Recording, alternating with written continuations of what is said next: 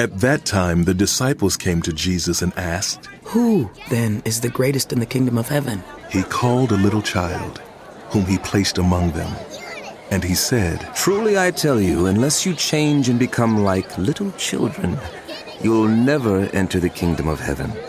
Therefore, whoever takes a humble place, becoming like this child, is the greatest in the kingdom of heaven. And whoever welcomes one such child in my name welcomes me. If anyone causes one of these little ones, those who believe in me, to stumble, it would be better for them if a large millstone were hung around their neck and they were drowned in the depths of the sea. Woe to the world because of the things that cause people to stumble. Such things must come, but woe to the person through whom they come. If your hand or your foot causes you to stumble, cut it off and throw it away.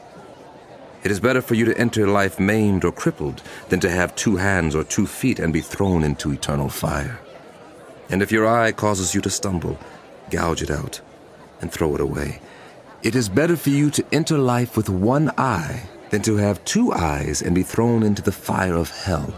See that you do not despise one of these little ones, for I tell you that their angels in heaven always see the face of my Father in heaven.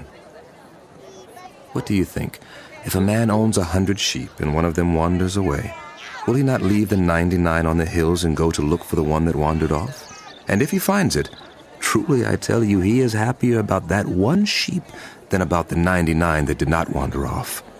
In the same way, your Father in heaven is not willing that any of these little ones should perish. If a brother or sister sins, go and point out the fault, just between the 2 of you. If they listen to you, you have won them over. But if they will not listen, take 1 or 2 others along, so that every matter may be established by the testimony of 2 or 3 witnesses. If they still refuse to listen, tell it to the church. And if they refuse to listen even to the church, treat them as you would a pagan or a tax collector. Truly I tell you, whatever you bind on earth will be bound in heaven, and whatever you loose on earth will be loosed in heaven. Again, truly I tell you that if 2 of you on earth agree about anything you ask for, it will be done for you by my Father in heaven. For where 2 or 3 come together in my name, there am I with them." Then Peter came to Jesus and asked, "Lord, how many times shall I forgive someone who sins against me? Up to 7 times? I tell you, not 7 times, but 77 times. Therefore the kingdom of heaven is like a king who wanted to settle accounts with his servants. As he began the settlement, a man who owed him 10,000 bags of gold was brought to him. Since he was not able to pay, the master ordered that he and his wife and his children and all that he had be sold to repay the debt. The servant fell on his knees before him. Be patient with me, he begged. And I will pay back everything. The servant's master took pity on him, canceled the debt, and let him go. But when that servant went out, he found one of his fellow servants who owed him 100 silver coins.